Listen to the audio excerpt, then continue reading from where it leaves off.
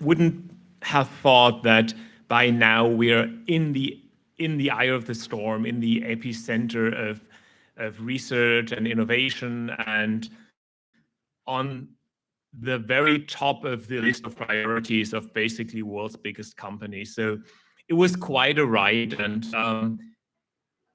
it was a lot of fun, but of course it was also a lot of like growing pains and stretch marks. So for all the members of our team that are here, thanks for being on on this on this awesome ride with us.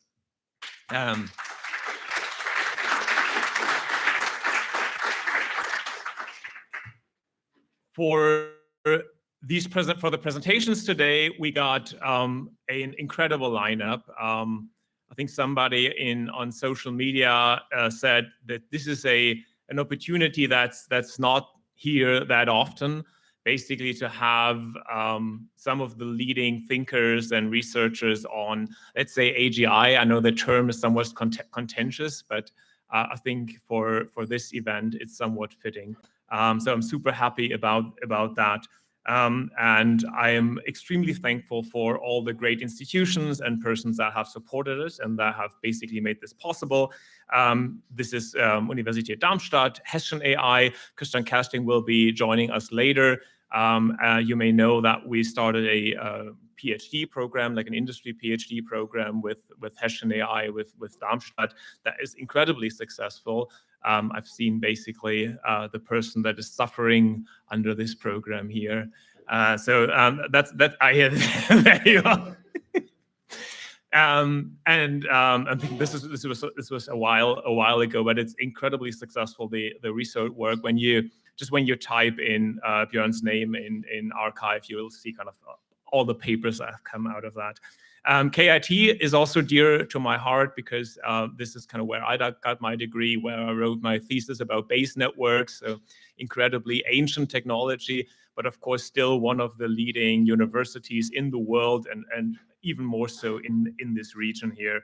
And then we have Matthias here and others from Tübingen, Cyber Valley, Alice, basically phenomenal institutions, right? So I'm always, when people ask me why Heidelberg, there's several answers to this. One is that this is the German Tuscany, right? This is kind of as beautiful as it can get.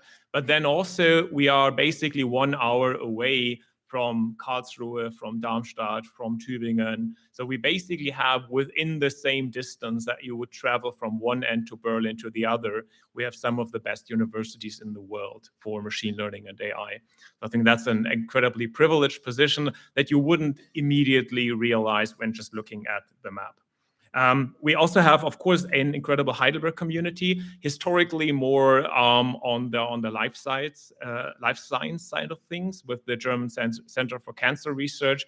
I myself was able to contribute to some of the research with DKFZ. Heidelberg AI is a phenomenal community, very vibrant, great meetups. So if you haven't been to one of them, I can really recommend that. And of course, the University Heidelberg also has some phenomenal machine learners. For my last company, I was able to hire a lot of folks from the HCI, the Heidelberg Collaboratory for Image Processing. Great professors, great students. So Heidelberg's not internationally known that much for machine learning, but I think it should be because there's great talent here as well.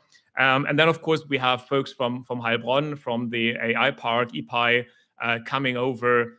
Again, a center for excellence and research that is not even an hour away from Heidelberg. So I'm super happy that everybody found the time on, I agree, super short notice. So I'm sorry for that.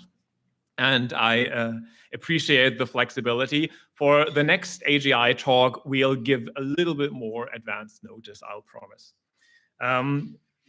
Maybe one sentence to the question, why are we doing this? We started from the very beginning doing research, and this was a little bit challenging because even though we, in a way, got a level of funding that for Germany and for kind of these environments seems to be a lot, in total, we raised 28 million so far, which where I come from is a lot of money.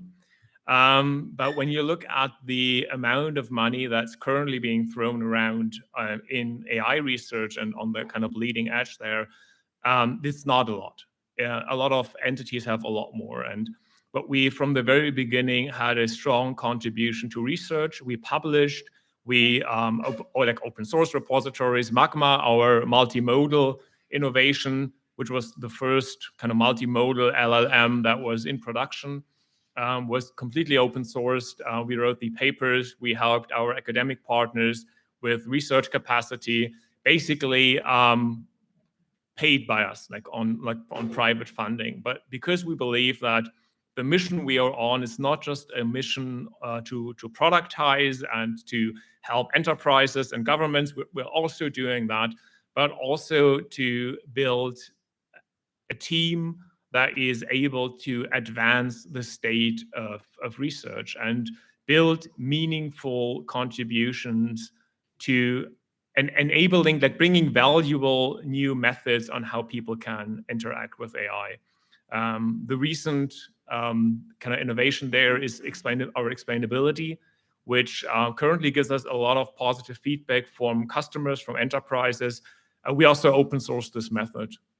So when you look at our paper, there's no obfuscation. There's no kind of, we're not hiding, which others are doing, OpenAI, which others are doing, basically hiding essential parts of their research to make it not reproducible. We believe that every contribution to research that's worth its salt needs to be reproducible and needs to be transparent. I come from a time where there were CVPR papers that basically said, we ran this algorithm that we're not telling you about on a data set that only we have, and these are our results. And those were accepted papers. And looking at it from today's perspective seems kind of ridiculous. But we still have publications that are somewhere in between an academic publication and like a marketing prospectus. And we believe this should not be the case. So when you look at our explainability for us is a strong point. Like we are winning customers based on explainability. But nevertheless, it is completely transparent. Everybody can look at our paper and copy it. And of course, it might take them a little bit longer than it took us, but we're not hiding anything. We're not hiding how that works. So our engagement with the research community and also the inspiration and thinking beyond the immediate next step has always kind of been at the forefront of what we do. It has always been dear to our hearts. And so is my favorite time has always been speaking with researchers and some of the most brilliant researchers in this area. And Joscha is not necessarily from this area, but he's around. So yay for that. We now have here basically and can listen to and can be inspired by. So I think that I'm super happy about it. And this is not, we're not going to sell you anything. You don't have to invest in Aleph Alpha. We don't want to have anything else but be inspired by the brilliant people that we have here now speaking. And you can ask questions and Robert will explain everything. And then basically Robert can also tell you 2 sentences about what our research is doing, what's our research mission. So if you want to apply to our research team, Robert can kind of pitch you this now. So I think that's it from my side. I don't want to keep you waiting longer for the more interesting part of the conversation. Thanks a lot for coming, everybody. Enjoy your day. And I hope there will be a lot more AGI talks, summer and winter talks presented by Aleph Alpha in the future.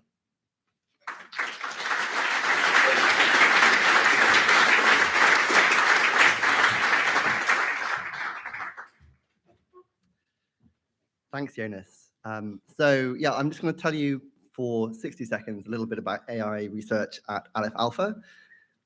Essentially, when we think on the sort of 6 to 12 month timescale, what we're trying to build are systems that are capable of much more general kinds of artificial intelligence than are possible with large language models alone. At the same time, obviously, we are building large language models. That's one part of what we're doing. So we are doing many of the things you'd think of in connection with that, but we're trying to come up with ways to always make sure that our models are always better than the best open source models. So that's one component of what we're doing. We're attacking architecture, optimization, data, representation of language, all these topics relating to training large language models and also in a multimodal setting, but also going beyond that, we're thinking about how do large language models fit into a more general system that can approach much more high-level general kinds of intelligence. So if you're excited about this as a broad topic, we are hiring, and we'd be glad to hear from talented people. So, okay, so now to talk a bit about the agenda. So we're going to have a number of talks today. We're going to hear from really some top professors on a number of different topics. So we've got Professor Matthias Bethge, Jan Stumer, Kersting, and Joscha Bach speaking, and then we have a phenomenal panel later on. I'll begin by just, you can see the time slots here, but in slightly more detail, there is slightly more detail than this. Yeah, I'll just bring it up. Okay.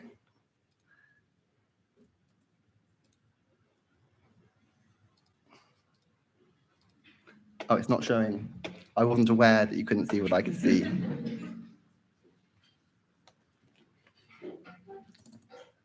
There we go. Oh, that's a bit too far. There we go. Okay, so we've got a number of fantastic talks coming up. There'll be a break after the second talk. There'll be another break after the third talk, and then there'll be a keynote presentation by Joscha Bach and a panel discussion at the end.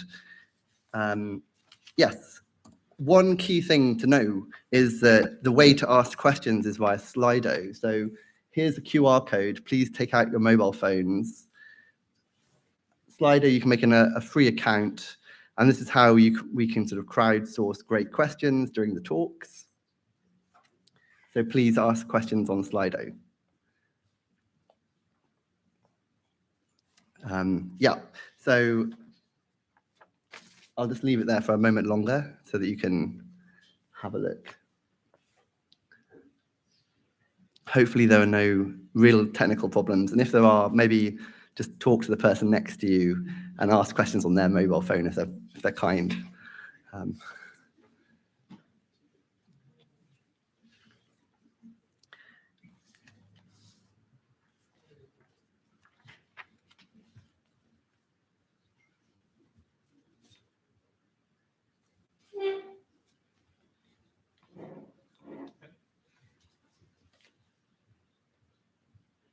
How are we doing visa Slido? A little bit longer, or should we move ahead? I think we're good. We're good? Okay, then it gives me great pleasure this is too many slide talks ahead. Okay. It gives me great pleasure to introduce Professor Matthias Bethge, who's going to talk to us today about towards AGI learning principles in brains and machines. Professor Bethge his research focus is on visual processing and learning principles in brains and machines. He is, of course, Professor of Computational Neuroscience and Machine Learning at the University of Tübingen, as well as Director of the Tübingen AI Center. He is co-founder of the ELIS Initiative and Director of the ELIS Natural Intelligence Program. It's a really great honor to welcome him. Please, Matthias, thank you very much.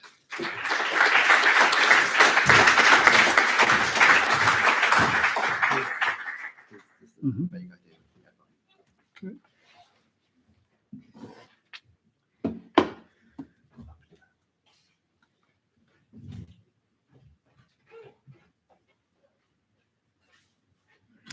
Wow, that works well. So it's a great pleasure being here.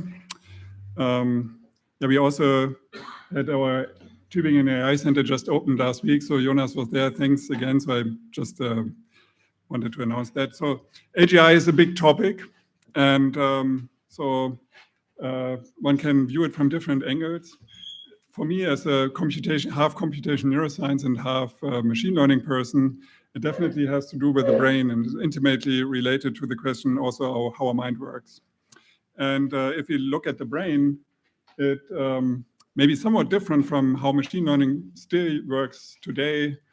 You have a constant stream of data coming in, and you have constant updating of your internal model in the brain. So in German, Umbau, yeah, which is, I think, still a challenge, also very important for AGI, also for technical machines. But obviously, there are also different constraints for an agent, a human running around, and infrastructure and machines that we might want to use as tools.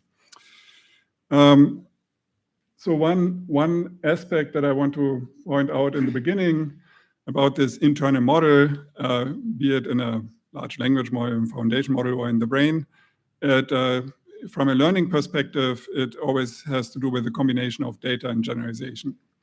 And I think, yeah, this is a topic basically, or a theme that will be present more in this talk. And I thought I start with this guy here. It has been his 111th birthday a couple of weeks ago. So you might recognize him or not. It's Alan Turing. So he probably would have been quite excited about ChatGPT and things like that, right? So coming somewhat closer to approaching maybe Turing test performance to some extent, right? So a lot of people got excited about artificial intelligence because of being able to chat with a computer in an interesting way. And I like this paper a lot. I think it was published in 1960, and it starts with a sentence, I propose to consider the question, can machines think? And it actually goes to quite a number of thoughts that I think are quite fundamental also for AGI research and in general. So first, he thinks about whether it's possible to build a machine like the brain, and convinces himself by mathematical theorems, basically by the universality of discrete state machines, that from a computational perspective, it's possible to simulate the brain with a machine. And then the next thing is, how can we figure out whether we reach the same capabilities like the brain? So that is like if we somehow, for instance, have an interface like chatting with a computer, can we figure out whether we talk to a brain or a machine? If we can't, then that would be passing the Turing test. Then he goes on and thinks about the capacity of the human mind and estimates it to be at the order of 10 to the 10 to 10 to the 15 bits, which is quite a bit. And also predicted then that a strong focus in computer science will be to increase the memory capacity of machines. And so also somewhat predicted that in 50, 60 years, like our time now, we might reach that level. And then the last point that he talks about in this paper is that filling such a big memory might be a daunting task if you have to program everything. And so he concludes basically it requires machine learning. It requires ways similar to humans learn from data, also to let machines learn. So I have this time scale here between 1960 and today. And so I think for a long time, machine learning has been rather a tiny field, has not been very successful at the scale that it became relevant for any industrial applications also. And so I think there was, I think two moments that stick out a little bit or can be used to order this a bit. So definitely in computer vision, ImageNet 2012, end of 2012, when AlexNet, the first time that the neural network won this benchmark, had a big effect on the computer vision community and popularized neural networks a lot after they have been rather considered less interesting. And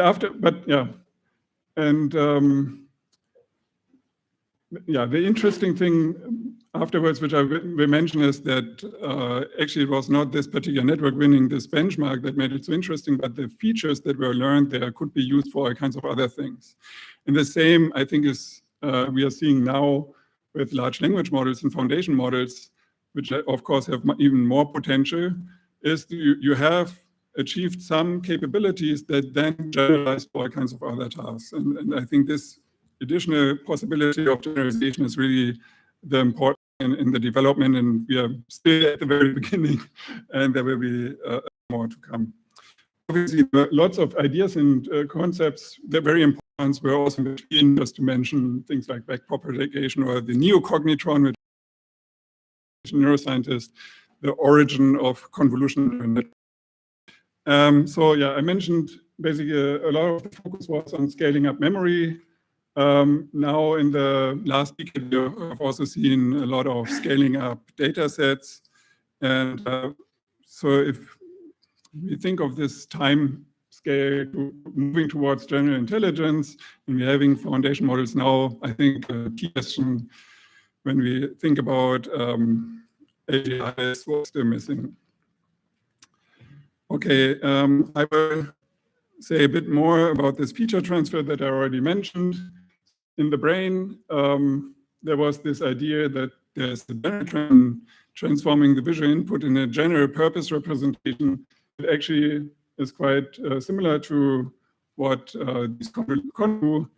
And it was not the AlexNet that I mentioned, but actually for me, literally, it was this paper, Decaf in 2013, that convinced me that these features are not just overfitting on one particular task, but can be used for all kinds of tasks. And until then, I always followed closely the development zoning. I decided, okay, this is actually useful, and for that, what I'm trying to. And this single paper changed basically the methods that we have been using in the lab. So I can assign it to that paper, which I mention here, because in contrast to gradient descent, for us, there are singular events that, in combination with our internal model, lead to a complete change of the agenda. And I think that's also something important for AGI. Yeah, just to give you a somewhat clear idea of what transfer learning is. So for ImageNet, we had these ConvNets, training them to classify images into 1,000 different categories according to the object there. By that, features were learned in the neural network, and then you can steal those features learned there, and they are still useful also for other tasks that then can be trained or learned with less data. And the same thing you can also envision to happen if you have a large language model and you fine-tune or build adapters with new data, you can adapt them to all kinds of new tasks. So at that time, I just mentioned one example from my lab that has been very successful, leveraging this transfer learning ability or these ImageNet features, which actually worked much better than I expected. So this was basically for a practical application to analyze neuroscience data, the behavior of mice in that case. And until then, people always had to have basically markers, and marker-free tracking was particularly hard if you, I mean, maybe for humans, but not for anything. And here, the good thing is that you actually only need about 100 data points for this additional learning in order to get human-level performance in tracking the relevant key points. And yeah, so that's great. Alex and Mackenzie, who were postdocs in my lab when we did this, now just got the Eric Kandé Young Neuroscience Prize, and so I think it's very cool work. Nevertheless, even though that had neuroscience motivations and so on, obviously there have still been lots of differences between how ConvNets do image perception and how machines do that. So we have a whole line of research in my lab where we studied these differences. One particular one was that we studied how shape, information, and texture is interpreted by machines and by humans. And to one type of experiment that we did that is quite directly to the point is you can generate artificial stimuli where you combine different conflicting cues. So the texture cue here will tell you this is an elephant, and the shape cue will tell you this is a cat. And so we generated all kinds of such artificial images, always with a conflicting category, and used machines and humans to classify those stimuli. And you see that humans are much more biased towards the shape information, while machines are relying much more on texture information. And this is also, this shape and text is also a nice example of something that has a lot to do with generalization. So the word, our mind tends to decompose the word into different attributes, into different features. When we have an object, it's super natural for us to talk about its shape, material properties, its size, its weight, and all kinds of things that we can manipulate, which also allows us to think of a pink cow, because it's no problem for us to change the color of an object, and so on. So this is composition, right? And this is the nature of compositional transfer that actually is extremely powerful because it's combinatorial and thus fights the curse of dimensionality in learning. And yeah, so at the time, also with ConfNets, we already could use these to do cool things in order to, or by stealing the texture information from artistic paintings and imposing them on the same content. So you have always the same shape here, but different texture information. And this is obviously our human mind effortlessly does, right? So we can effortlessly disentangle the texture information here, the style, from the content information. And now, in the days of foundation models, this toolbox has become much bigger. We can do all kinds of funny compositions. We can have, I don't know how to call it, herds or something like horse birds, or sheeps with cauliflower sheeps or something like that. So if you put in dog-headed bird, or where this, then yeah, you get lots of examples in the internet. And also you get like an explosion of networks using these transfer learning possibilities. And so you can not only do this with images, but also you can, for instance, use it for robot control. So that we kind of have this ImageNet moment now with large language models, where you can use the backbone of the compositionality of language and try to inherit this for all kinds of other applications. So that's great. Problem solved, maybe. Yeah, so there are also some papers emphasizing that some of these things are maybe not so difficult to achieve, right? So in terms of generalization. So this paper by Michael Irani, the lab has quite a history in trying. Basically, it was more targeted towards GANs, but it's I think the point is the same, that you can also generate naturalistic images, new naturalistic images, by combining image patches in a rather simple way, and which is maybe more where it's easier to understand for us humans how the combinatorics works, how the composition works. And so I wanted to tell you about one current project that we are doing, where we also try to understand better how good current visual language models are actually in understanding more these compositional aspects of images in contrast to object categorization. So I think so far we had a lot of focus on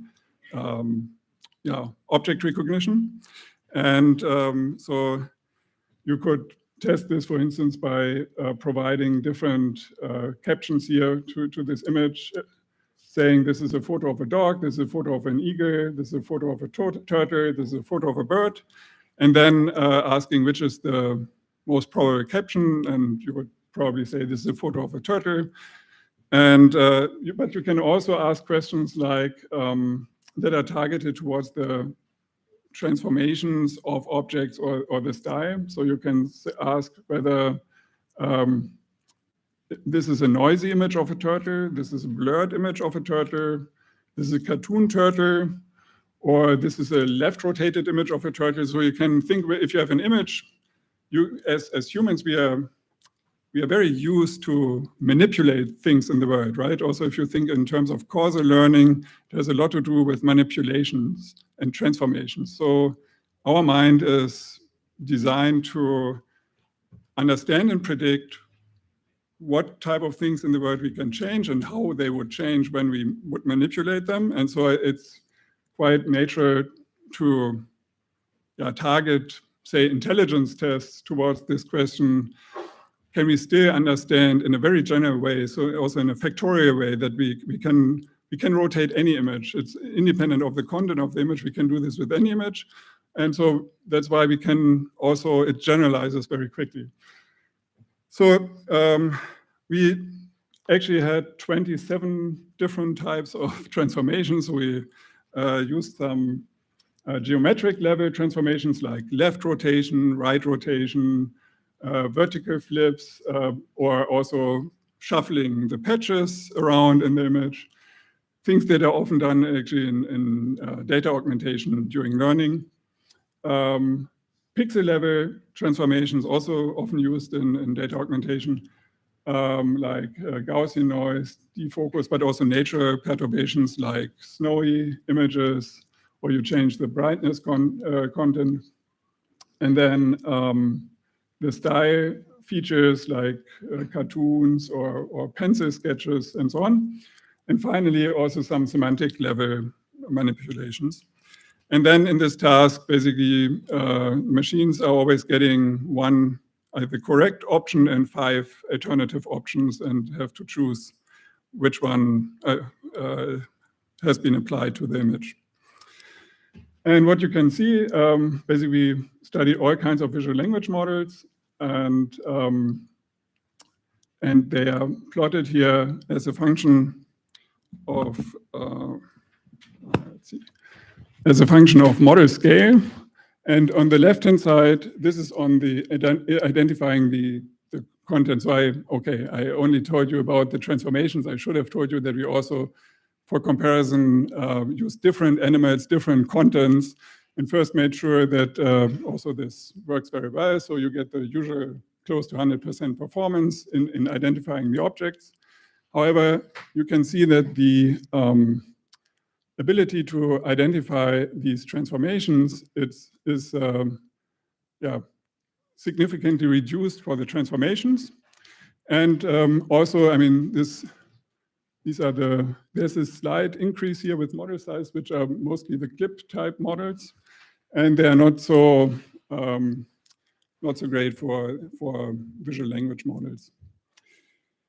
So we also looked at the different transformations. I think it's not surprising. So it's more like these, or maybe for the pixel level transformations, it's not so surprising that they are particularly difficult for the machines to identify them.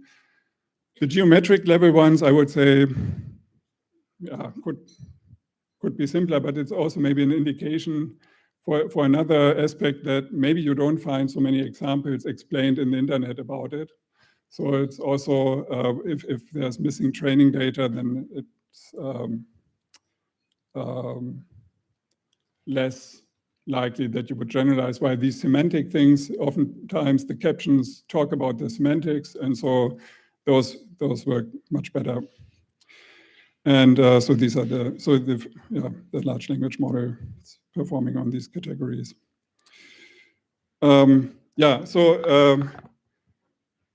This is for an academics a motivation also to think about the principles of composition and generalization.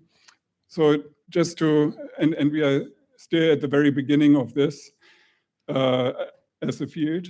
So just to give you an idea what this is about, I already mentioned it. So say, oftentimes during training in the nature world, we see things like features like size and shape being correlated, right? So this mice typically are smaller than elephants.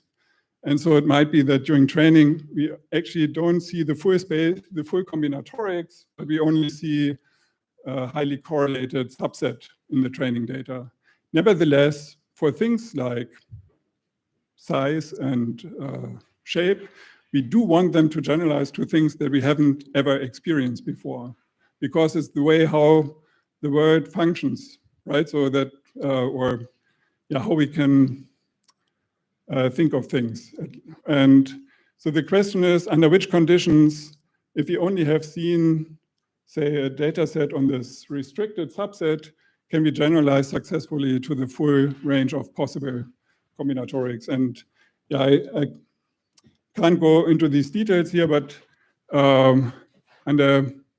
for a certain type of function classes, we can now show it's possible to do this. There's a mathematical proof that you can generalize to also large mice and small elephants. So wrapping up, I think current foundation models have the advantage of having lots of data and still relatively little generalization, and the brain has relatively little data. Of course, we still have also a lot of data, but I think the advantage of the brain is still being better in generalization. And I thought to bring this up here as an analogy for comparing AGI goals. So I think it's also, if we discuss AGI, it's quite important that we make sure that we talk about the same goals, because if you think of Google Maps or similar things, it's fantastic, right? It's so superhuman. You get precise information everywhere in the world. And we know exactly, I mean, also there, it's not that you have the entire Earth in your computer, but you require interpolation. So there's also generalization, so things are interpolating, but we know how to interpolate precisely and do really good maps. We understand the mechanisms of generalization for building geographic maps. So that's why here we have absolutely superhuman foundation model type of behavior, while humans would rather like this artistic painting of Mexico City, some more symbolic, reduced representation. Of course, the city was also smaller at that time. And but of course, we have this ability to go into any place, and maybe you have not been in Heidelberg before, and you already have started building a map of it and placing it into your existing model, and you know what you don't know and how to insert it there. And also another example. So I happened to, I co-founded this startup. So it's also automatic. So vision is a simple task, you could say, right? Detecting defects. But if you go away from the academic benchmark of doing object recognition or defect detection to the real world benchmark, where you could say, are you competitive on the market that you can solve the problem at one production line and then you go to the next, in the same way as humans effortlessly almost can do this. I mean, it's also some learning involved. Is another topic which also shows us. So if you focus on a real world problem, that AGI is a different thing than what you have in the lab. Okay, that was my introduction. I hope I got some of the questions about AGI in your head, and I'm happy to take questions.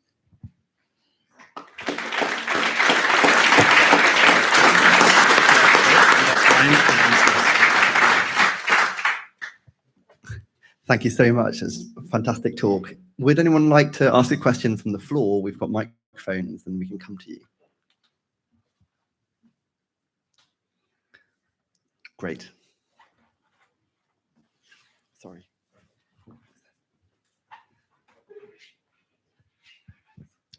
So in the beginning, you showed how going from ImageNet features with very little data, you can achieve new tasks with, let's say, little effort based on the model that you had. Do you see the same pattern with large language models? So for example, you showed some tasks. If you were to pick some small sample data and then train on top of the models, would you also see the same behavior of scaling generalization, or doesn't that work, or what's going on there? Yeah, so I have to admit that I didn't actually started fine-tuning on large language models. But you can tell a bit by the from the papers coming out that some things are not too difficult to do, but other things that maybe might at first sight look equally easy to you can actually be very challenging. And the same is true also for, has been true also for ImageNet features back then, right? So I think you have to have, the better your intuitions are about what is captured by these models and how to transfer that to new tasks, the better you can predict that. But in the end, this is always also try and error to some extent. Yeah. Thank you very much. Yep. Jonas? What do you think causes the difference in that the brain seems to learn more conceptual and being able to combine these concepts meaningfully, and our current machine learning models basically learning more structural? Is that the way we observe the world? Is that because our training data is not so scattered? Is it dreams that are basically producing this training data, or like data augmentation that enforces this? Do you have any hypothesis here? Yeah, so my the way I think about it is that going to this continual learning setup, thinking strictly in the constraints that you have if you're an agent-centric machine rather than a static machine where, say, humans collect the data for you and organize the data for you and then are passed to the machine. But if you're an agent running around and so you can actively select your data, you typically don't have access to arbitrary data at the same time. And you have less compute, of course, right? So what can you do when you're a continual learning machine? So in machine learning, we also distinguish between instance-based learning and rule-based learning, right? So you might remember in the old days of support vector machines, one strategy for learning that is conceptually very pleasing is that you just store your training data, and then you have something, say in the simplest case, a nearest neighbor classifier. So you have some metric, and now a new data point comes in, and based on this new data point, you can say, and the metric, based on the metric, you can say which of my previous experiences is closest to this new data point, and then you can generalize right away just by this nearest neighborhood, right? And that might suck because this correspondence problem that you solve by your metric might not be good. But if it's good, which is probably related to reasoning, so when we have a new experience with things that we are not so familiar with, then we use reasoning, right? So then we use a lot of compute to figure out what is the correspondence of this new data point with something that we have stored. And it's much more like a retrieval, like a search engine, right? So we have our memories, there's episodic memories. Everything that comes in is first stored as episodic memory in the brain, obviously with compression and indexing. But then if we experience that type of data again and again, and there's a pattern, then we also train fast pattern recognition like our Venturi stream does, where we can instantly recognize objects and things that are important to us. So I think the brain is definitely a modular structure with several components acting together, and there's a a time access to the learning, and if you think in terms of the data. So the first thing that you can only do is you somehow store the data, and the more experiences you had around that data type, the more you can entrain reflexive rule-based behavior. So this is the way how I think about that, and which means, basically I'm also actively looking into more structured learning rules, where you not just say do backpropagation over all of your representation in an equal fashion, but you try to disentangle somehow different types of structure in, say, if you have equivariances or invariances, so you want to be shift invariant, we have that in confidence, we have that built in, right? And also in transformers, we typically put a position encoding in. And or we have lighting conditions changing, and these are transformations that apply to arbitrary objects. So somehow it's extremely useful to disentangle these appearance transformations from the actual objects, landmarks. So we want to store landmarks, we want to know recognize the Eiffel Tower independent of the weather conditions, and we want to recognize the Heidelberg train station independent of the weather conditions. And we can, now if we say have observed the train station for the first time, we don't have to learn all these weather conditions for that train station again, but we can just combine it instantly. And this combining instantly is actually something that is not achieved by any learning machine at scale at the moment. It's for small toy machines, it's done, or it's possible, but for achieving that at scale is, like, I think, a key challenge toward getting towards at least agent-centric AGI. So I think there are also applications where you might not need it. Okay, there was a question. Or maybe up in time. Yeah. I'd also like to just ask a question of Slido, if that's okay.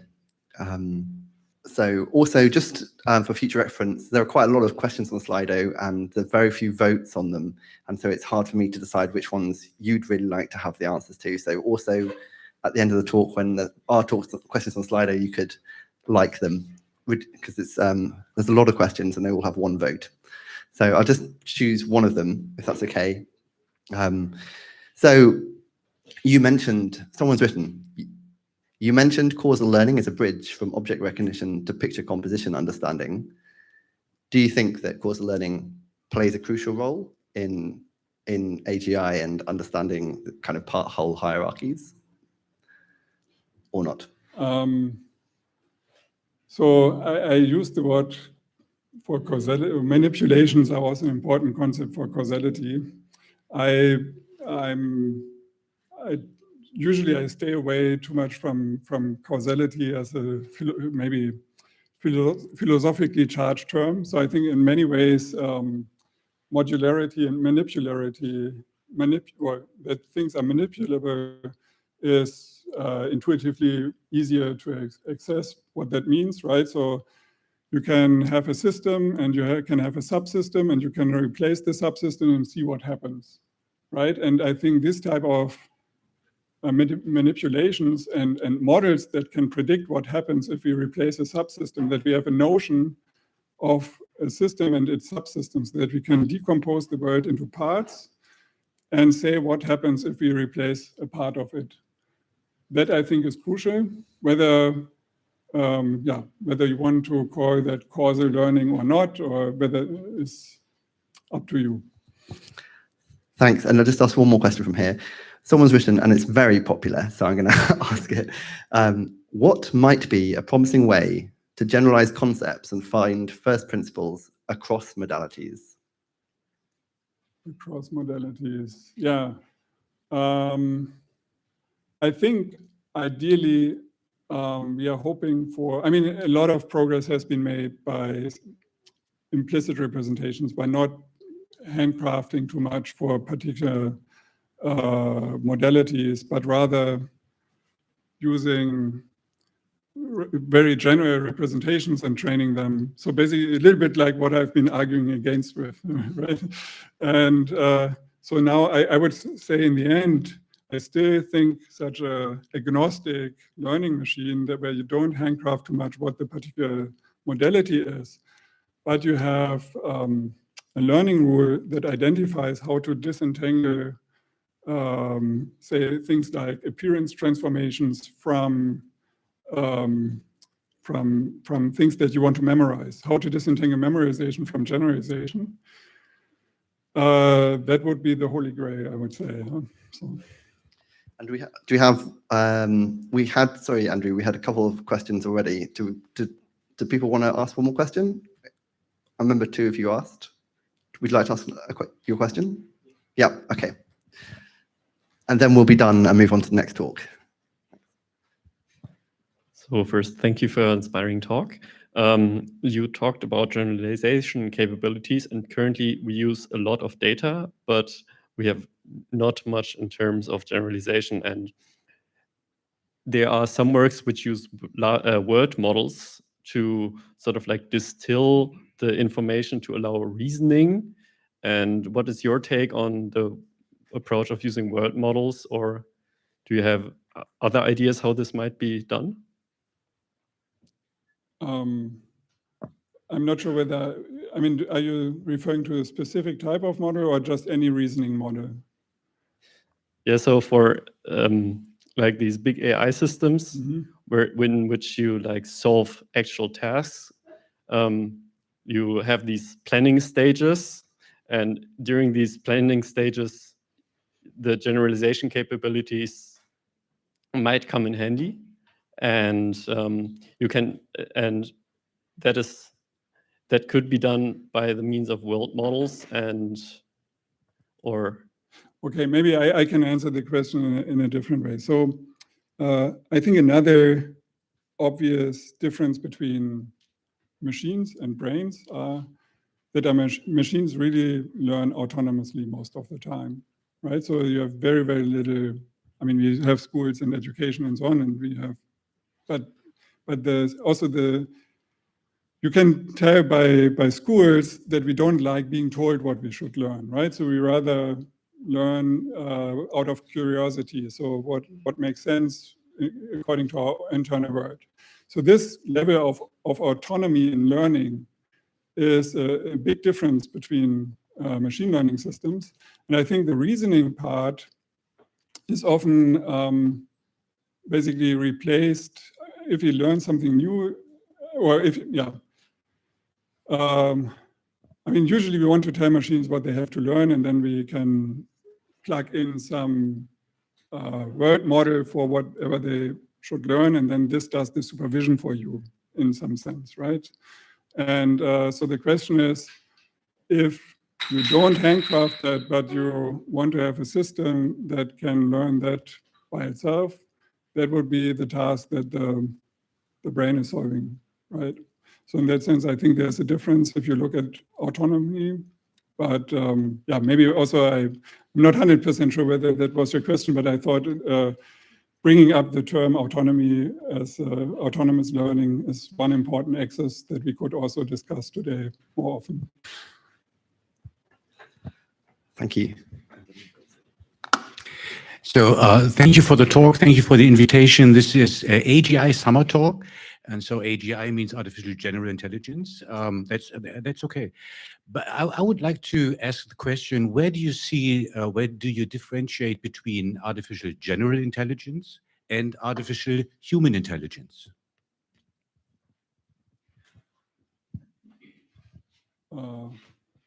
Okay.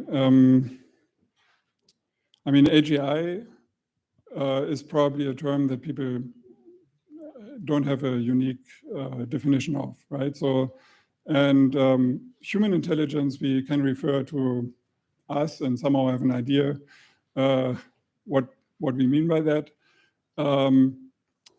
So that's why I brought up also this example with Google Maps, right? So I think in some ways, having a lot of knowledge and a large memory base is certainly something that is extremely useful or can outperform other people. And then the other aspect is how quickly can we generalize from relatively little data, which is the other component of intelligence, and also knowing what you don't know, right? Like being able to decompose, like structure your data, decompose it, and having an idea of how to modularize it. And I think these are the key ingredients. And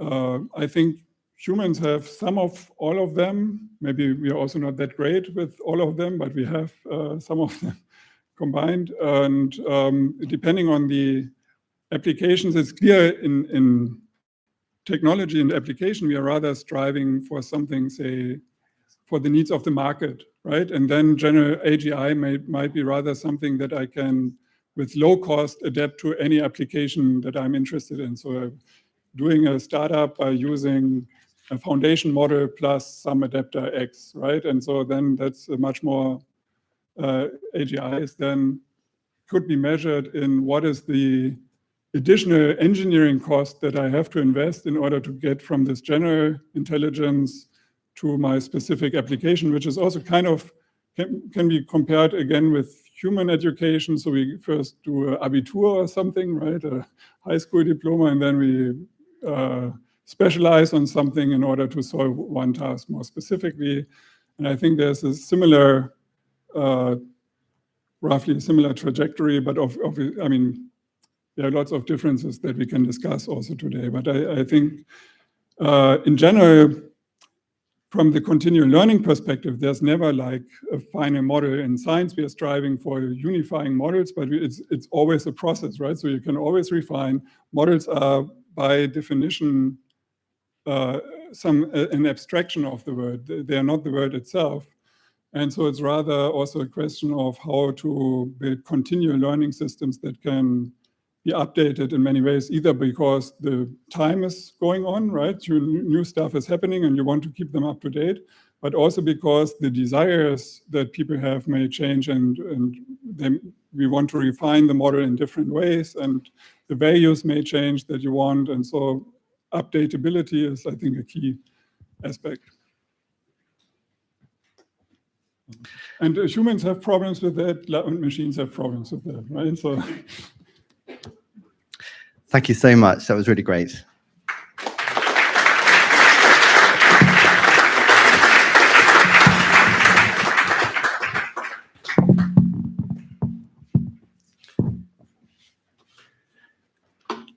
It's now my pleasure to welcome to the stage Professor Jan Stumer.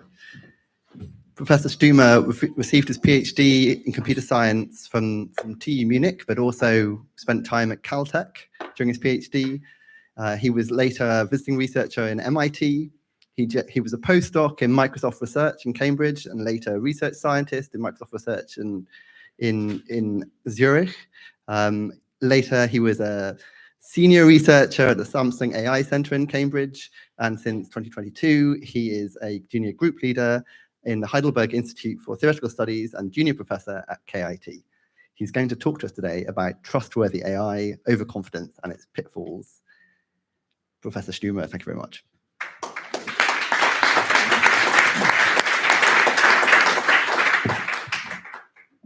Yeah, hello. Thanks for the very kind introduction. So I'm also not only junior professor at Karlsruhe Institute of Technology, but at the same time, it's a dual appointment with the Heidelberg Institute for Theoretical Studies, just up the hill here in Heidelberg, where I now lead the machine learning research group since September. And yeah, I want to talk about trustworthy AI with you, because I believe that if we are now like in this route to like building AI systems that are going to be used more and more in society, we should be more aware of their pitfalls that come, as I believe at the moment, mostly from overconfidence. And also, I think from us, like as like a discipline of engineers and scientists, it's kind of our responsibility to make sure that systems are built that are understandable, that can be safely used. And yeah, I think we should invest more on that. And I will hopefully show like some ideas, at least that I have in research, how to deal with these challenges. And for this, we want to start like with the stuff that's not working so well at the moment. So for example, when you ask ChatGPT, when did Joscha Bach, who's a very famous researcher, write his backpropagation paper, which he actually never wrote, then ChatGPT will just come up with a date for you. And when you ask it why transformers are superior to CNNs, then also ChatGPT will just tell you something which is not really wrong. And it's always very confident when it tells you these things. You might have noticed that, right? Like you can't tell from the way that the answer is written. You can't tell what is the model, is there uncertainty about this result or not? Like how certain is the prediction that I'm getting here? And there's a very funny one, which I might read now. Let's maybe do it this way. If I'm in London, that implies I'm in England, but if I left London, does that imply I left England? And then ChatGPT is very confident of saying, yes, if you leave London, you would be leaving England as well. London is a city in England. So that doesn't make any sense to us, but for the model, it's totally right to say all this, right? Because what does this model do? It does next word prediction, right? It doesn't per definition do reasoning. It might do some reasoning somewhere in its model, but the way it's trained is just predict the next most likely word. And so, for example, these transformer models, the GPT is a transformer model, they're based on this famous paper with the title, Attention is All You Need. And now you would want to ask your language model, attention is all you, what is the next most likely word, right? It might be the paper title, attention is all you need. Maybe someone also wants attention instead. And usually we know our models are trained on the internet on cat and dog images, right? But these are maybe not the right choices here. So we get like some ranked list of words that the model thinks would be like the next best fit. But what's important to understand is that this ranking here, it looks like a probability distribution, but it's actually not calibrated, which means that this kind of like quality value that the model assigns here to this word doesn't really reflect how probable or improbable this word now would be. It's just the next best guess that the model is making, and it's not necessarily coincides then with, let's say we would get like more or less the same numbers for the first two words, then we would be okay, those are more or less equivalent. But then after that, you would actually have a lot of options of words that you could say as well, but the model is not giving you high quality values for that. By this, you're essentially then not aware what would have been a better word to say here now, because you only get like the next best option from the model. And this is a problem. This problem is also known as overconfidence. Like a lot of deep learning models suffer from overconfidence. It has several aspects, like several reasons for this. One is that usually they are trained with this maximum a priori estimates, which is just the next best word. Like what is actually the maximum likelihood word to say next. It's not giving you a distribution over all the possible words I could say, but instead you just ask the model, what is the next best one? And this is part of the problem.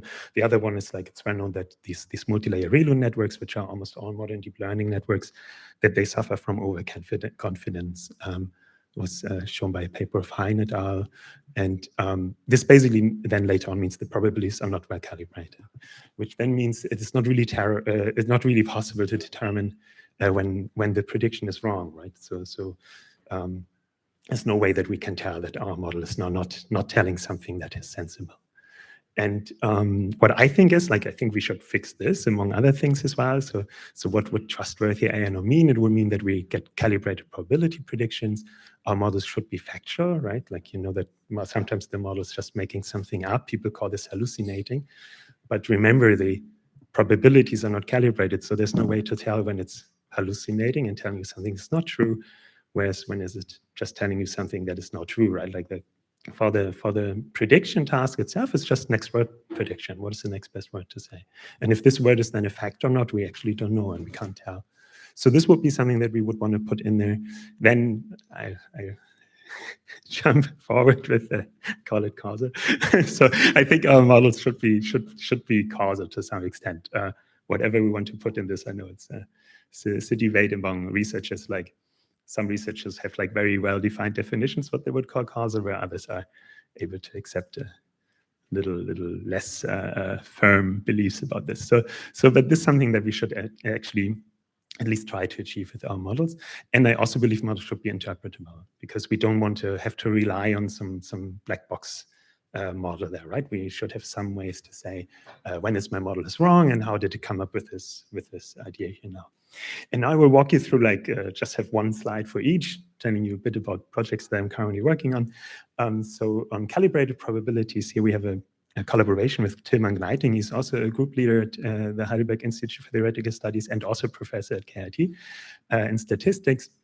And he works on so-called post-hoc calibration methods. And at the moment, we are looking at a project, we are calibrating weather forecasts in Germany, and we have all these weather stations, and now we know like which weather stations are neighboring which, and we can now use the so-called graph neural network to get predictions. And these post hoc calibration methods, then they fit like a probability distribution to these to a number of predictions. Imagine you would have now a whole set of models, the so-called ensemble, and these different weather forecasts would give you different predictions for tomorrow. For example, the temperature, right? And you wouldn't know what the real temperature would be tomorrow. Now, with these methods, you can calibrate these predictions, which means that you get an calibrated uncertainty value from your predictions from your ensemble. So, and I believe if we would combine these methods more like with our deep learning approaches, then we could also possibly get calibrated uncertainty outputs. Then towards factual AI. So how can I make my AI factual? Of course, I have to ground it on some factual knowledge. And this is work that I did when I was with Samsung AI. We were looking at a scene graph prediction. So scene graph prediction is the task you have an image, and you should now say which objects are in that image and how do they relate to each other. And the idea that we came up with, which is a bit like a modular brain idea, is that we first have a neural network that just tries to solve this task. And this is now our like learned fast memory, if you want, right? Like the fast brain decision about how to solve this task, and it maybe does some mistakes. So then we have a module which now looks at the output of this model, tries to figure out where is this model more uncertain or less, or which prediction is most likely conflicting. And then you see that first it was predicted that the horse is in front of the person as well as the person is in front of the horse. And we know that this doesn't work at the same time, right? And how can we encode this? Well, we can encode this with rules. And then we can use the so-called symbolic solver engine. So that is now not a neural network, but it's more the good old AI that was before neural networks took over. And this now can complete this task. So this is now our slow reasoning, if you want, right? So we have the fast model that tries to solve the task. Then we have some kind of, how certain am I about something? Should I think a little longer about this? And then the model gets the ability to think a little longer. And then, what would causal inference now mean? Causal inference now would mean that I'm actually able to do so-called interventions. This is so-called do intervention. You might be very familiar with this in randomized control studies in medicine. In a randomized control study, what you do is that you take a group of patients. They have all different backgrounds, different age,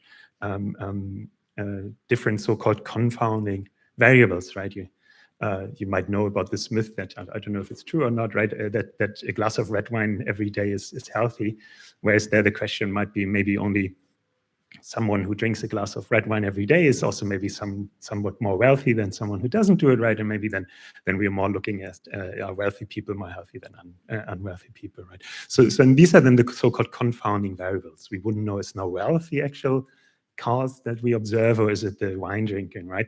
And how would you do that? Well, you would just now collect like a representative sample of people, and you would split them randomly into two groups, one that drinks wine, one that doesn't, and then you could observe that effect, right? Same in randomized control studies for drugs. You sometimes even the doctor wouldn't know if the patient now gets the drug or not, right? And you don't split your patients depending on their health or their age or something. You really have to do this do operation here at random, and then you can actually distinguish between what was here now the real cause and what was just a correlation with a confounding variable. And there are some approaches how to do this now as well, like how to integrate this kind of more like tailoring your experiments, right, in that way. So you have to make experiments in a specific way. Has a bit to do also with the embodied agent, right? The embodied agent can always say, oh, what if I now do this thing here? How does the world then change? And so I believe we can use similar concepts also when we're building deep neural networks, training deep neural networks.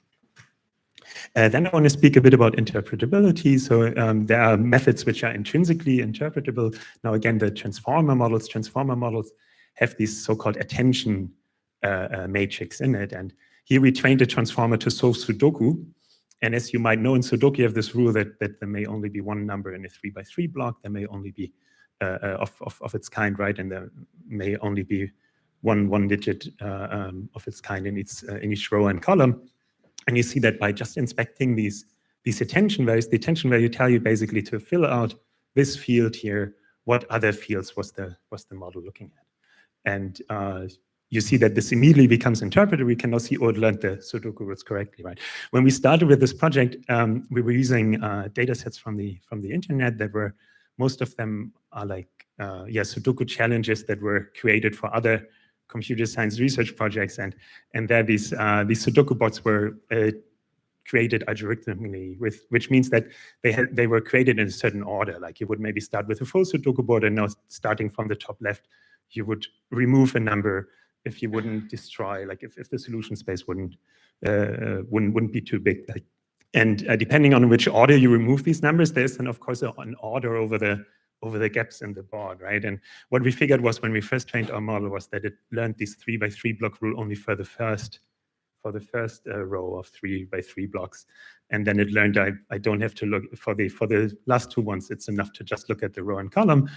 And then we knew, okay, these data sets are somehow biased, right? So we reshuffled the data, may flip these boards, so to say, we shuffled them around. And then the model actually learned the real Sudoku rules. Instead of just a shortcut, the other one was more like a trick, a shortcut that would work for that particular training data. So interpretability can actually help you gain more trust in your model, right? You can see, did it actually learn what I wanted it to learn, or did it just merely focus on some spurious correlation, it's also called, like some like correlation in the data that you're actually not interested in. And then there's the so-called post-hoc interpretability. Like here you would now look at some latent representation, some high-dimensional vector space of your model, and you would apply some dimensionality reduction technique on it to then, after that, be able to interpret what your model is doing. So this would be now, for example, the PCA, principal component analysis, very, very simple, very common method to explore these latent representations. And now you would color each dot here in a different class. Let's say this was a classification task of classifying numbers. Now you see that this latent space is organized in a certain way, that in some region there are now all the numbers 1, and over here are the zeros or something. So this is then a way to actually reinterpret these latent representations. And I'm interested in some research which kind of gaps, it sits in between. It's a common ground between those two, which is called latent discovery. In latent discovery, we want to use like methods or insights that we know from the post-hoc interpretability, where you now want to assign some meaning to your latent space, but you want actually these insights then to be useful for the model to actually come up with an directly interpretable representation. I will speak a bit more in detail now about this, and this is a work that I did at Microsoft Research with Richard Turner from Cambridge University and Sebastian Novosin, who's now with DeepMind. And we were looking at the time at some like toy data sets. That's the D-Sprites data set, where you see these little, it's an animated GIF. What you see here of some examples from the data set. See these sprites, in this case a heart, like move around through the image. Then these sprites can change their shape. It can be a heart, it can be an ellipse or a sphere or a square, and then they can rotate around, they can change their size. And now we want our model to be able to disentangle into these different generative factors, right? So also Matthias Bethge was speaking about this. We want to learn like a concept of how this world, in this case here, this world of sprites is organized. And this way, then hopefully if we use these learning techniques, we would get models that can generalize better, right? Because they have understood what it means if something changes its size, like it still stays the same shape then in that case, for example. And how do we do that? Well, there are some approaches for that. I was looking at variational autoencoders back in the days. It's one of the few equations on my slide. Sorry, the thing that you should just take away from the slide is that in these methods, you fit like two distributions to each other. The distribution of Z, given the data, Z is our latent representation. That's kind of where the neural network stores what it learned. And we have a so-called prior distribution for the Z. And depending on what prior you choose here, you impose different assumptions on how this latent space should be organized. And actually, because in the original paper, the authors proposed to use the diagonalizing Gaussian distribution here, everybody else was afterwards also always using this distribution. And this distribution would assume that each component of your latent distribution, like every direction in this representation space, should be independent of everything else. Which means that these models now try to map the scale and I'm going to speak about this as well, which means that these models now try to map scale and rotation or this onto single axis axes of this space. And then there was one method to kind of enforce now these models to organize the latent representation in that way. This is the method Bethge. Here this beta factor is increased, which means like we want our latent distribution now be as close as possible towards this prior. And the first term here is actually the likelihood term to the data. So what you tell the model in this moment is don't trust so much on the image that you observe, more like follow this direction of organizing your presentation in a way that scale and shape and location, all this becomes separate from each other. So that means that these methods actually don't model the data very well anymore. So we'll see that that the images that you get from these models are much more noisy. And now what other problems could happen is this is well known for variational inference, is so-called explaining away and pruning. So when you put this beta term too high, then your model is now an example where we sampled points from 3 different linearly dependent vectors. So we have these blue lines in the 2D plane, and now we sample points around them. And the true model would now try to find these 3 main directions here, right? Like imagine this would be changing the shape of an object, and this would be changing the size of it. And what you would observe would be now a point in this 2D plane somewhere. Let's just imagine it works like that. Then the true model that now can distinguish shape and size from each other would not put like these axis lines through those, right? So here we see that this model was kind of capable of doing that. But now when we force the model more and more to follow the prior, and the prior was those dimensions should be independent of each other, then you see that it so-called orthogonalizes. Now it just like puts a cross through the data, like this one still follows this axis, but the other 2 components that were now, for example, shape and size, those are now explained away, so to say, by a common one. So now shape and size would be entangled, which would mean if we follow this line here, we would change both at the same time, not only one of them. So this is like a well-known bias in variational inference. And this is why we came up with the idea, okay, maybe we shouldn't enforce every component to the model not to factorize in every component, but instead it should factorize in different vector spaces. And this is now some work of Matthias Bethge, actually, from 2009, together with Fabian Zins. They proposed to use these distributions for modeling image statistics, I think was the first application. And now we had the idea, can we use these distributions now to organize our latent representation of the model so that it doesn't only map like scale and shape onto a single axis dimension, but basically you ask your model in that moment, map this feature of what size my object is, map this only on one scalar value in that sense. So on one scalar axis in your feature space. And here we offer the model, you can now plug this into a whole vector space on its own, and it's much more storage for the model, right? Like the model can store the data much better and still organize it independently, because what you can show is that there's these different vector spaces here that get each like that. We not go into too much detail, but they all get like their own exponent, and you can then show that those vector spaces are independent to each other. So your latent space is organized now in these vector spaces V1, V2, V3, V4.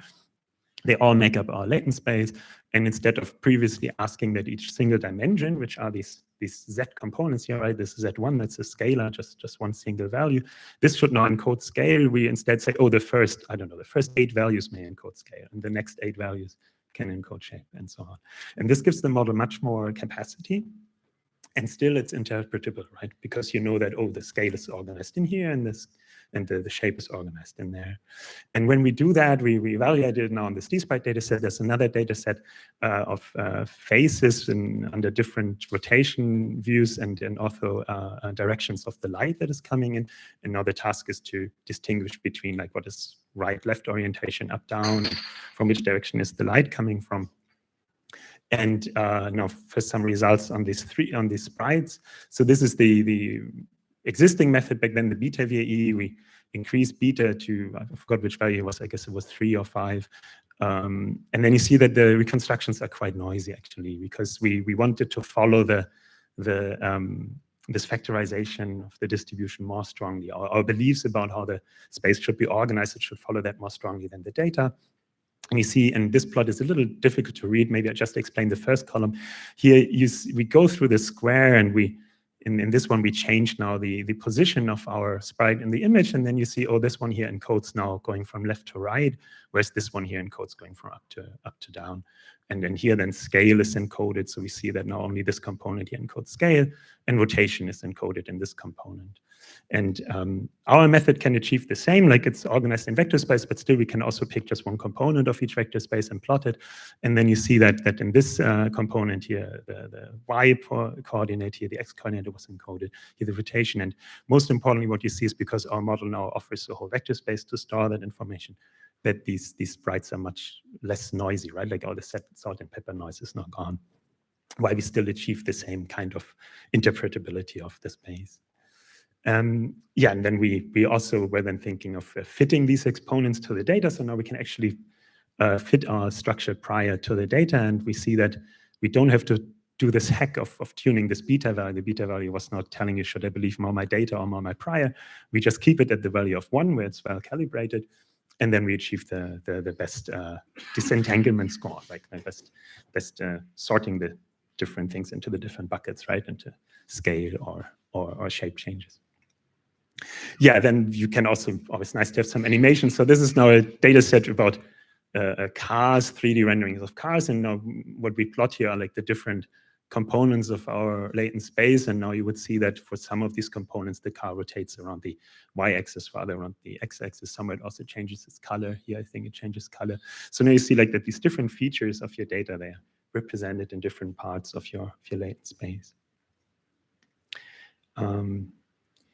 Yeah, so now we move on to our most recent work in this interpretable realm, and this is what I spoke beforehand. This modular approach, right? Like that we have one neural network part that is solving part of the problem. Then we have a symbolic reasoning engine that is solving the rest of it. And these methods are also called neurosymbolic methods because they kind of combine both worlds, right? They combine the neural network world with the symbolic reasoning. And this is work with Cristina Cornelio and Shel Hu and Timothy Hospitalis from Samsung AI Cambridge. And Tim Hospitalis also with University of Edinburgh. Yeah, this is what I presented to you beforehand, maybe a little more detail. So how this works is that this neural solver now first tries to fill in the words into the missing words of the Sudoku boards, for example. And then we have our mass predictor that is now looking at these results. And then, for example, spots like, oh, you put a 7, like 2 7s in the same 3 block. This can't be true. So it then cancels those 2 out. It assigns like a 0 value. It's some kind of trust value if you want it. And then these values that didn't pass this mass predictor, that didn't pass the check, those values are now filled in from the rule-based system, which is now kind of thinking a little longer to solve the Sudoku for us, right? For example, with backtracking, just like trying out numbers, and if it didn't work out, it steps back and tries another one. And this way you can use then these logic solver to solve the Sudoku board. And what's the benefit? Well, of course, we get like a pre-solved board from the neural solver, which means the logic engine doesn't have to solve the complete board anymore, right? Like there are some Sudokus, when you give only the minimum amount of hints, then it can take actually quite long to solve those boards. And instead, we could show that even those boards we can solve when we first apply this neural network solver. Of course, here's an example again, like here was the 7 2 times, right? So the 7 then was marked wrong and then was corrected correctly with a 5. But what you also see is if the mass predictor here is wrong, like if it accepts a false positive somewhere, then it might be that the Sudoku board as a whole is not solvable anymore, right? So because of that, we connected all the modules together and applied reinforcement learning. So that basically means we cannot tune all these different components to each other, like the whole working system now becomes end-to-end trainable, and it gets a reward when it's able to solve a Sudoku board, and it doesn't get the reward if it can't. And for example, if the mass predictor now would accept a false positive, like some number somewhere which is just wrong in that space, right, then the whole Sudoku board becomes unsolvable. So we have to prevent that. And interestingly, you can see this when you look at, I spoke about this already, sorry. Okay, interestingly, you can see this when you look at the results. Like here we predicted the true positive results and the true negative. And you see that it's our mass predictor is very, very conservative. Like it will, sorry, it's the other way around, true negatives first, then true positives. That way it makes more sense. So the true negative probabilities are 99.9%. It predicts the true negative correctly, and only in 99.7% it picks the true positive. So it's a little hesitant to predict a value somewhere. It would rather not accept a value than accepting it. This is what you see from these results. So the reinforcement learning now really helped to fine-tune these different components towards each other. And now a little outlook to connect all these methods that I spoke about. We spoke about interpretability so far, and then these neurosymbolic methods that also are by definition interpretable, because we have these different variables that we can look at, right? Remember the different numbers in the Sudoku one. And now I want to showcase how, in principle, we could maybe now go from interpretability to causality.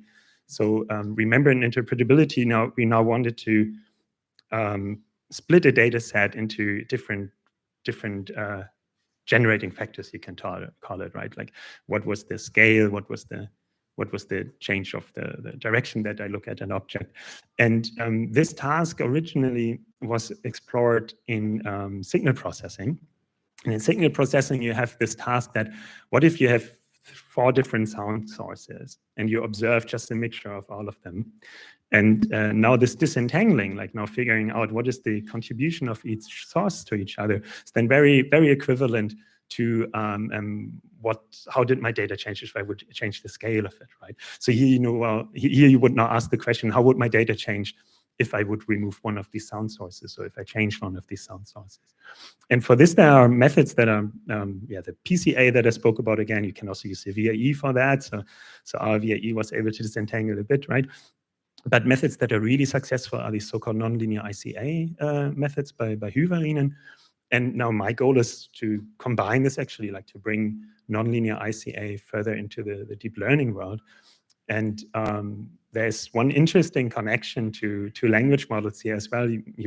I spoke about it already, right? Like, language models are solving this prediction task. They should predict the next word in a text. And one way to solve this task of now splitting up this audio signal, this mixture of audio signals, is to ask the model to take a sequence that I split into different parts, and now to reorder, like to bring the sequence into order, for example. Or you would show the model a sequence, and you would ask the sequence, is this in the correct order or not? Or to get closer to the language models, we could ask it, what is the next of all these segments? What is the next one, right? That should fit in here. So what we see is that this task of predicting the future actually is what enables these methods then to achieve this task of understanding if you want, the underlying mechanics, right? So if I can predict the future, I must have understood some kind of underlying mechanics of the world I'm observing the data from. And the same holds for these signal processing. And then you can actually extend these works as well. So far, usually only for pairs of variables, to find out, to do causal discovery. Now, let's say we have now figured out 2 of these sources in our data. And now we can ask the question, does this one have a causal effect on this one, or is this arrow going the other way around? And this is kind of as far as we are there now in this field, in causal inference. I think it's just an exciting field which we can now, of course, extend to multiple variables, and hopefully by this then get models that can perform more informed decisions about the data of the world that it's observing. And now it's just some comments on further research interests in my group, just in case someone's interested in a collaboration, we are also working on molecular modeling, because Heidelberg Institute for Theoretical Studies is an interdisciplinary research institute, so we also have a lot of biochemists there. So here we use now graph neural networks to find like equivariant feature representations. And in future projects, we want to work on de novo design of proteins, actually, to find to help either in biomedical research, but of course also this has impacts for pharmaceutical applications. And with this, I want to conclude my talk, and happy to take any questions.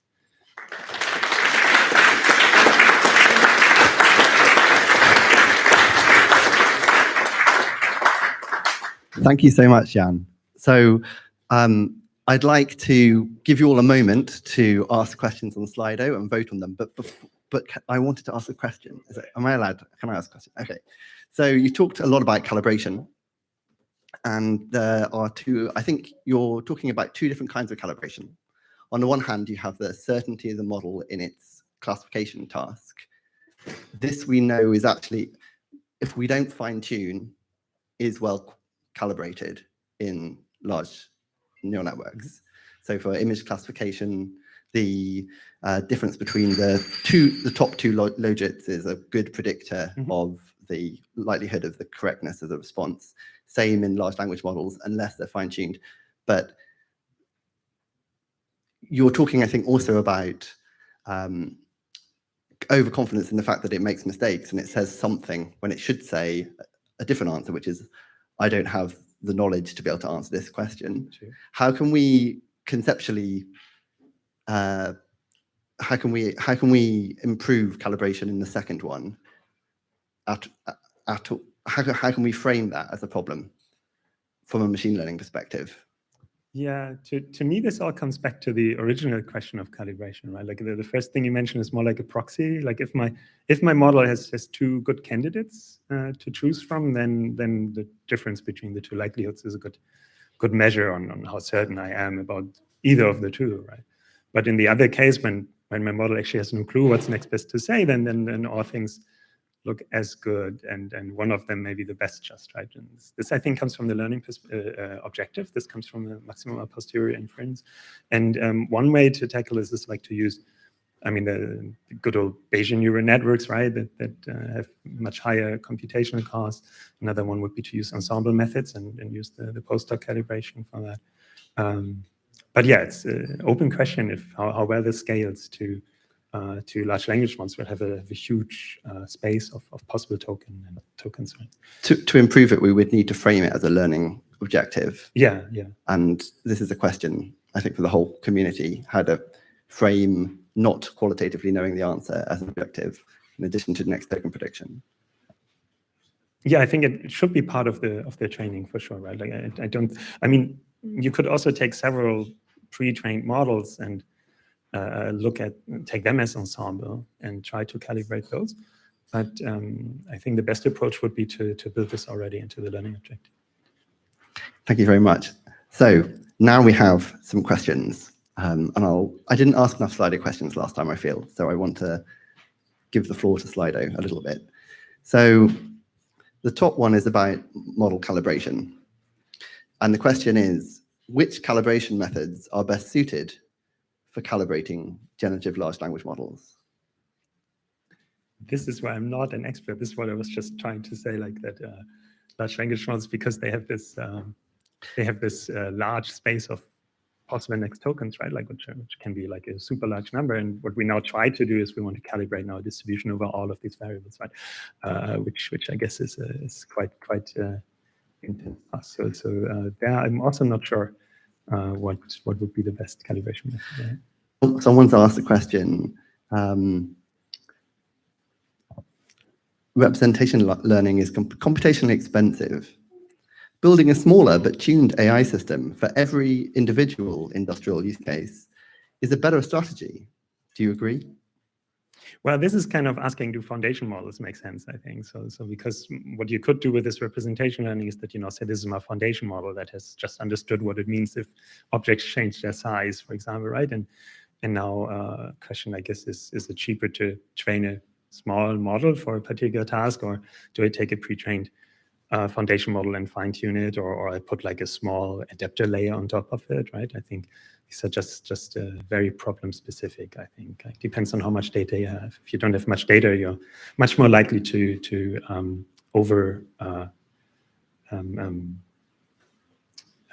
how's it called? Like when you train too long, your small model that you overfit it to your small training data, right? So whereas when you take a pre-trained foundation model and now you just have a small adapter on top of it, then this will likely not overfit. So I think this may be the best use case.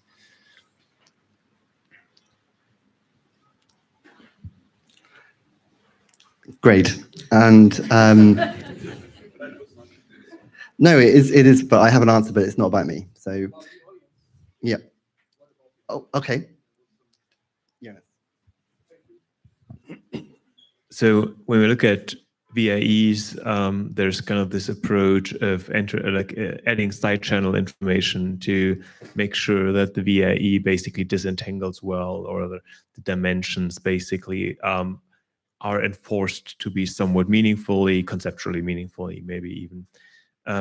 Do you think that if we would train a huge world model, predictive world model, then something like language, which is inherently kind of conceptual and symbolic, could be something like this side channel information that enforces a conceptually meaningful learning? And maybe as an example of how that might look like, when you look at how we are teaching things to kids, like concepts to kids in Sesame Street, like we're enforcing concepts like walking around or like colors, and so then kind of basically making, maybe we're doing this to make sure that the representation that we're learning is conceptually meaningful, maybe to in particularly create these kind of capabilities that also Matthias talked about. Basically, now we want to have capabilities of combining conceptually meaningful dimensions. Do you think this is sounds feasible, or like what are your thoughts on to take language there? Yeah, like language as a side channel, right. Information enforcing conceptually meaningful representations. Yeah, to me, the first step would be to use time as side channel. Like I believe that just from observing time sequential data, this time information already is a really good auxiliary variable to condition on. Like there's some works that can show that, like this time contrastive learning is one of them, right? Like show you can actually learn separable. You can separate the different sources from each other just from observing time. I guess what you're now asking is the question: if I now use my language model, because it's more like a noisy channel, right? It might not be always correct, the information that comes out from there. Like, can I still then use this as an additional auxiliary information during training? I think it's an interesting idea. I guess we would have to try out how much, if there's then some kind of negative feedback of conceptually problematic things in the language model, and how those then happen to project down, right? Like it's kind of like what happens when you learn from a not so good teacher, I guess would be a good analogy, right? So yeah, but interesting concept for sure. Okay, I ask you a question directly to your talk regarding the nonlinear ICA. Since you mentioned the similarity, I would like to point out one difference, which is the nonlinear ICA methods rely on assumptions about the probability distributions, right? So, and the factorization basically requires quite strong assumptions that you usually don't have. And it has also been shown that basically the disentanglement doesn't imply generalization. So if you have learned, say, scale invariance or things like that for a few objects, and you go to the next object, it actually doesn't generalize to the next one. And so which is a little bit why I was excited about this new approach, where we don't have to make assumptions about the probability distributions, but rather really focus directly on the functional composition and basically assumptions about how things compose. Right. And I was just interested. I mean, basically, in order to get some controversy or something like that, I'm throwing this out as a conceptual alternative and what you think about it. So I think we're talking now about the difference between factorization and composition in the end, to some extent. Were the assumptions that you have to make in nonlinear ICA, how Yeah, they yeah. fit to the work, basically, in order to get generalization. Yeah, I mean, of course, this factorization is not now the one answer to everything, right? I guess, yeah, different people wearing a hat would look pretty much differently, and we couldn't describe this with just some one factor, right? I guess that's that for sure. So there maybe composition then is better, like the examples he showed from images, right? Like it's also low-hanging fruit, because he showed that, there's always this astronaut riding a horse, right? Like, okay, you just take an image of an astronaut and you put it over the image of a horse, and then you have basically the result, right?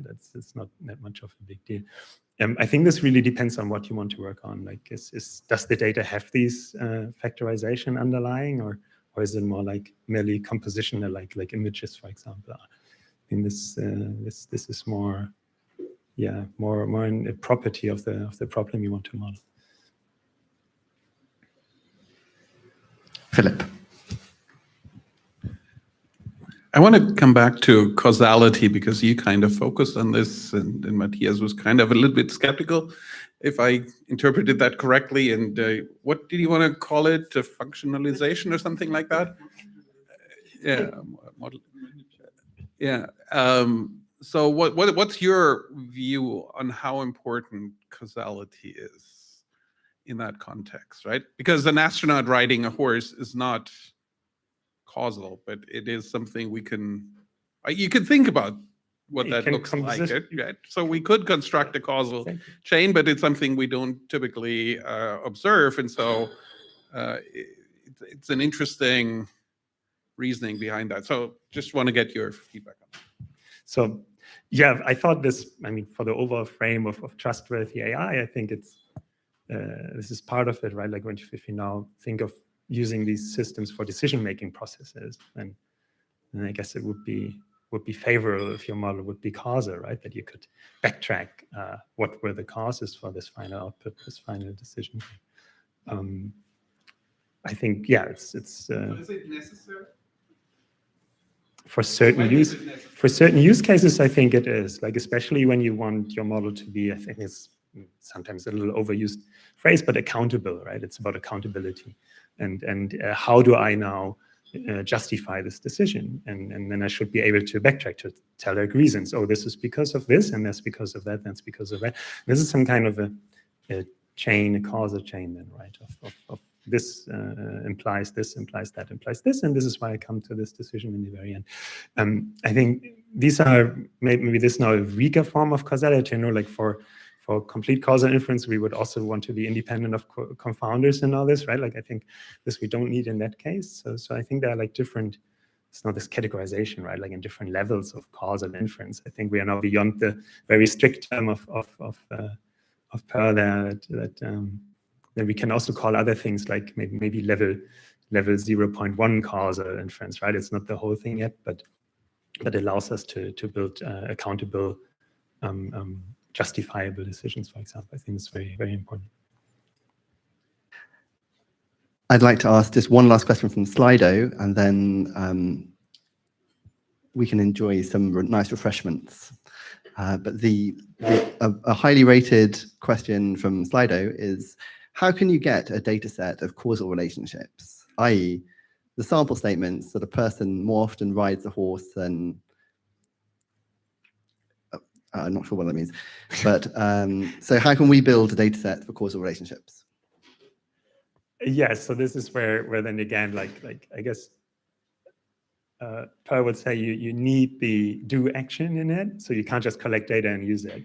You have to change something while you collect it, and maybe best way to think about it is like if we had a perfect world simulator, then I could like go back in time and now say what would have happened if I had done this instead. But problem the real world usually is we don't have that, right? Like we can't go back in time and change something. So this is where this whole concept fails a bit when you want to apply it for real world applications. This is why I think maybe first we would observe something like this in more like simulated environments, right? So where we actually can go back in time and change something and can come up with models for this.